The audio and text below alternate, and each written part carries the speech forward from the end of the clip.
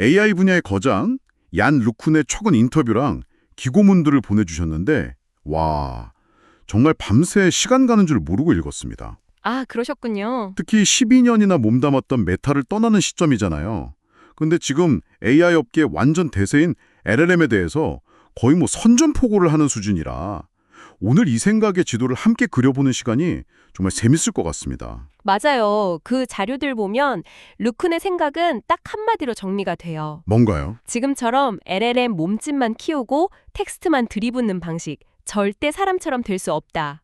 아주 단호하거든요. 네, 그 단호함이 느껴졌습니다. 그래서 오늘 대화에서는 왜 그가 이런 확신에 차 있는지, 그리고 현재 AI 지용도를 완전히 뒤엎을 수 있는 그에 대한 월드 모델이라는 게 대체 무엇인지 한번 속 시원하게 파헤쳐 보시죠. 좋습니다. 그럼 먼저 그가 왜 이렇게 현재 LLM 중심 개발 방식에 단단히 화가 났는지 그 얘기부터 시작해보죠. 보내주신 인터뷰를 보니까 완전히 허황한 소리다. 절대 성공 못한다.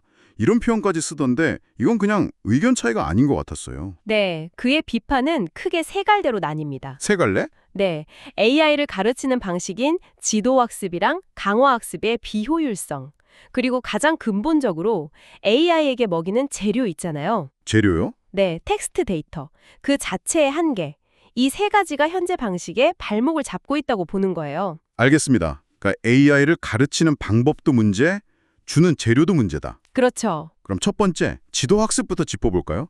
이게 이제 사람이 사진마다 이건 고양이, 저건 개 이렇게 일일이 이름표를 붙여주는 방식이잖아요. 바로 그겁니다. 루크는 그게 너무나 원시적인 방법이라고 지적해요. 원시적이다? 네. 세상의 모든 지식에 인간이 어떻게 이름표를 다 붙여요? 물리적으로 불가능하고 비용도 천문학적이니까요. 그렇겠네요. 근데 더 본질적인 문제는 실제 생명체는 그렇게 배우지 않는다는 점입니다.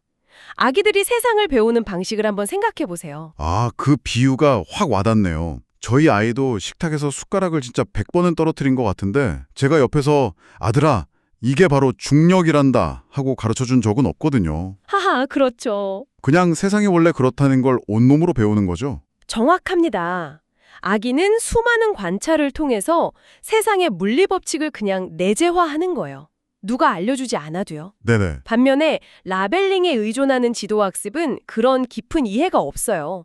그냥 A라는 픽셀 패턴 다음엔 B라는 단어가 자주 나오더라 같은 아주 피상적인 통계적 연관성만 학습하게 되는 거죠.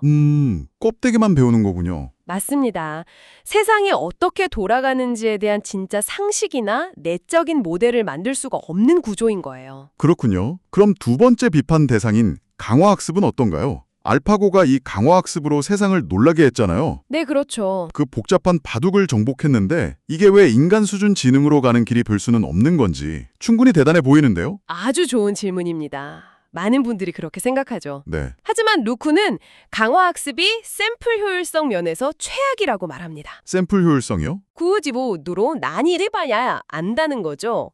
아까 애기 비유를 다시 들자면 중력을 이해하려고 컵을 100만 번씩 떨어뜨려 볼 필요는 없잖아요. 그렇죠. 몇 번이면 충분하죠. 근데 강화학습 기반 AI는 최적의 수를 찾기 위해서 인간 평생보다 더 많은 바둑을 둬봐야 했어요. 그러니까 배우는데 필요한 경험의 양이 그냥 비현실적으로 많다 이 말이군요. 맞습니다. 그리고 더 중요한 게 있어요. 강화학습은 오직 보상이라는 신호에만 목을 맨다는 겁니다. 보상. 이기고 지는 거요? 네.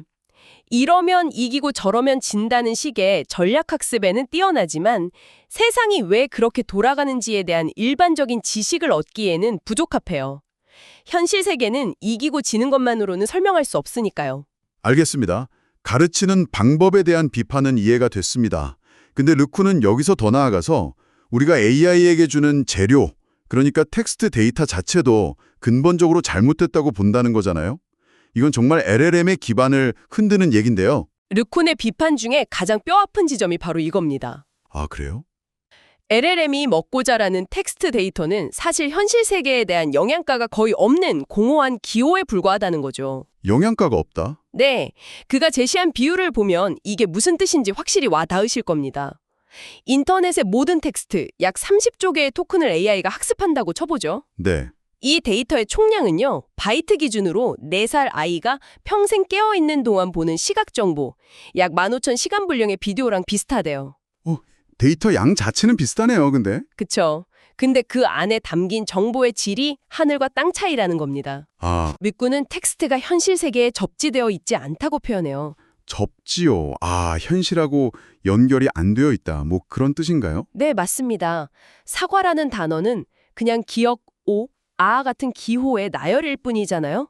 그렇죠. 실제 사과의 그 빨간색, 둥근 모양, 손에 쥐었을 때의 감촉, 아삭한 식감, 이런 물리적 세계에 대한 정보는 단 1비트도 담고 있지 않다는 겁니다. 와, 결국 영양가 없는 음식만 먹고는 건강한 지능을 만들 수 없다는 아주 근본적인 비판인 셈이죠. 정말 강력한 비판이네요. 현재의 방법과 재료로는 한계가 명확하다. 그럼 이 모든 걸 뒤엎을 르쿤의 대안은 도대체 뭔가요? 바로 월드 모델을 자기지도 학습, 셀프 슈퍼바이즈드 러닝, SSL이라는 방식으로 구축하자는 겁니다. 네, 그 용어들이 나오더라고요. 조금 어렵던데요. 네, 말이 조금 어려운데요. 쉽게 말하면 AI가 라벨이나 보상 없이 그냥 인간처럼 스스로 세상을 관찰하고 다음엔 뭐가 일어날까? 이걸 예측하면서 배우게 하자는 혁신적인 아이디어입니다. 월드 모델, 세계 모델이라는 개념이 조금 막연하게 들리긴 합니다. AI가 머릿속에 세상을 하나 통째로 만들어둔다는 건가요? 혹시 영화 매트릭스처럼요? 하하, 그렇게 생각하기 쉽죠. 근데 여기서 르쿤이 강조하는 아주 중요한 포인트가 있습니다. 뭔가요? 월드 모델은 현실 세계의 모든 픽셀, 모든 분자까지 완벽하게 재현하는 그런 고화질 시뮬레이터가 절대 아니라는 겁니다. 오히려 그 반대에 가까워요. 반대라니요? 그는 이런 예를 듭니다.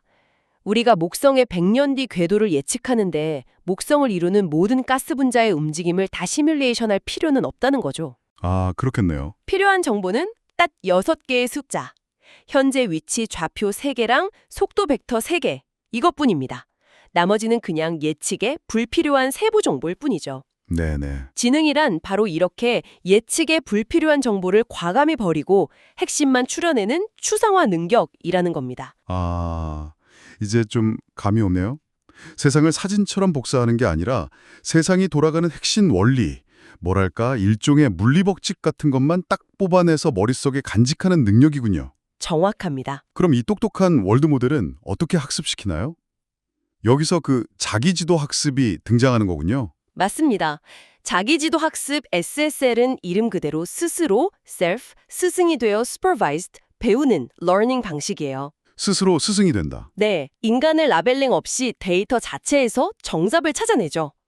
예를 들면 강아지가 공을 향해 달려가는 비디오의 중간 부분을 싹 가려놓고 AI에게 이 다음에 무슨 일이 일어날까 하고 예측하게 만드는 겁니다. 아, 빈칸 채우기처럼요? 비슷한 거죠.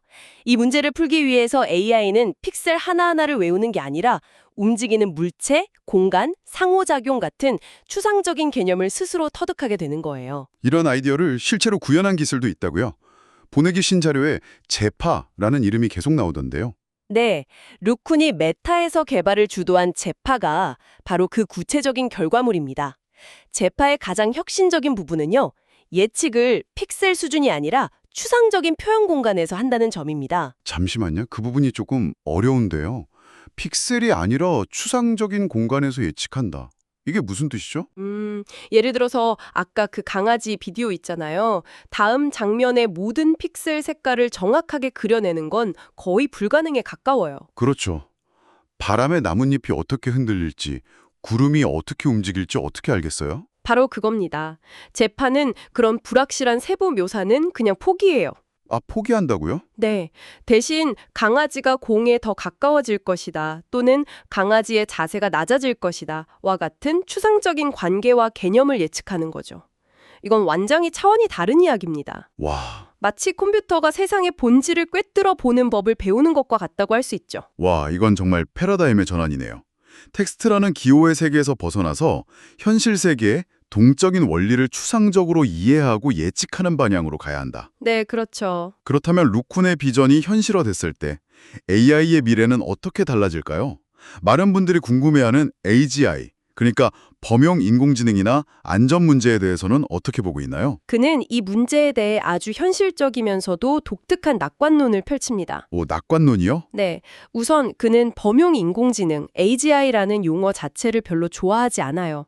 인간의 지능도 모든 걸 다 잘하는 범용이 아니라는 이유에서죠. 체스는 잘하지만 운전은 못하는 사람도 있고 그 반대도 있으니까요. 하긴 그렇네요. 그럼 인간 수준의 AI가 언제쯤 가능하다고 보나요? 가장 낙관적으로 예측했을 때 앞으로 5년에서 10년 안에 개 수준의 지능에 도달할 수 있을 거라고 봅니다. 개 수준의 지능이요? 네. 재밌는 건 그는 이 단계가 인간 수준으로 가는 가장 어려운 고비라고 생각한다는 점이에요. 그게 더 어렵다고요? 네. 일단 동물이 세상을 이해하는 방식, 즉 월드 모델을 제대로 구현하기만 하면 그 위에 언어처럼 고차원적인 능력을 쌓아 올리는 건 비교적 쉬운 문제라고 보는 거죠. 아, 물론 예상치 못한 난관에 부딪히면 20년 이상 걸릴 수도 있다고 여지를 남겨두긴 합니다. 언어보다 현실 세계를 이해하는 물리적 지능. 그러니까 개 수준의 지능이 더 근본적이고 어려운 과제라는 관점이 정말 신선하네요. 그렇죠. 안전 문제에 대한 그의 생각도 궁금합니다. 요즘 AI가 인류를 위협할 거라는 경고가 정말 쏟아져 나오잖아요. 그는 그런 두머, 즉 종말론자들의 주장에 아주 강하게 반대합니다. 아, 반대하는군요. 네, 그의 비유가 명쾌한데요. 우리가 제트 엔진을 만들 때 이거 위험하니까 일단 만들고 나서 나중에 안전장치를 달자라고 하지 않는다는 거예요. 아, 설계 단계부터 안전을 고려한다. 그렇죠. 설계 단계부터 엔진이 터지지 않도록 그리고 비상시에 끌 수 있도록 안전장치, 즉 가드레일을 내장한다는 거죠. 그 접근법은 논리적으로 들리네요. AI도 설계부터 안전을 고려해야 한다. 근데 인간에게 해를 끼치지 말라는 식의 제약 조건 자체가 굉장히 모호하지 않나요? 네, 그렇죠. 어떤 행동이 궁극적으로 인간에게 해가 될지 예측하는 것 자체가 또 다른 고도의 지능 문제일 텐데 이 부분이 정말 탈옥, 제일브레이크가 불가능할 만큼 완벽하게 설계될 수 있을까요? 바로 그 지점을 루쿤도 파고듭니다. 그래서 그가 제안하는 게 목표 지향적 AI예요. 목표 지향적 AI? 네, 이건 현재 LLM에 덧씌우는 방식하고는 근본적으로 달라요. AI에게 여러 개의 목표 함수를 주는 겁니다. 주된 목표는 주어진 과제를 해결하라가 되겠지만 동시에 인간의 가치에 부합하라, 에너지를 효율적으로 써라 같은 수많은 보조 목표와 제약 조건을 함께 설계에 내장하는 거죠. 아, 여러 목표를 동시에 주는 거군요. 맞습니다.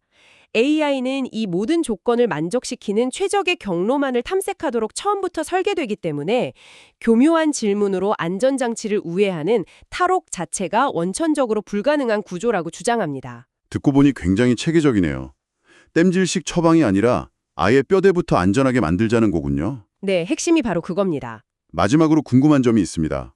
르쿤 정도 되는 거물이 65세의 나이에 안정적인 자리를 박차고 나와서 스타트업을 시작하는 이유도 결국 이런 비전과 맞닿아 있겠군요. 정확합니다. 그는 현재 실리콘밸리가 LLM이라는 단일 문화에 빠져 있다고 신랄하게 비판해요. 단일 문화. 네. 모두가 한 방향으로만 달려가니까 창의적인 아이디어가 나오기 어렵고 자신의 비전을 실현하기에도 적합하지 않다고 판단한 거죠. 그가 새로운 도전을 하는 이유는 단 하나. 이 단일 문화에서 벗어나서 월드모델 기반의 AI를 만들어 인류의 지능을 증강시키고 돕겠다는 사명감 때문입니다. 지능이 곧 지배욕으로 이어진다는 일부의 우려에 대해서도 한마디 했죠. 네, 그건 그냥 인간 사회의 편견일 뿐이라고 일축합니다. 지능과 지배욕은 아무런 상관관계가 없으며 AI에게 그런 욕구를 굳이 심어줄 이유가 없다는 거죠. 오히려 인간을 돕는 안전한 AI를 만드는 것이 기술적으로 충분히 가능하다고 믿고 있는 겁니다. 오늘 대화를 정리해보니까 얀 르쿤의 주장은 단순히 기술적인 대안을 제시하는 걸 넘어서 AI가 나아갈 길에 대한 근본적인 철학을 담고 있는 것 같습니다. 네, 맞아요. LLM이 주도하는 현재의 흐름이 곧 벽에 부딪힐 거고 진정한 돌파구는 AI가 현실 세계를 아기처럼 관찰하고 예측하면서 스스로 배우는 월드 모델에 있다는 강력한 메시지네요. 맞습니다. 이건 AI의 패러다임을 텍스트 기반의 정교한 앵무새에서 현실에 기반을 둔 이해하는 존재로 전환하자는 거대한 제안이라고 볼 수 있어요. 그렇죠. 과연 그의 새로운 도전이 LLM이 굳건히 쌓아 올린 성벽에 균열을 내고 AI의 미래를 우리가 상상하지 못했던 방향으로 이끌게 될지 앞으로 계속해서 흥미롭게 지켜봐야겠습니다.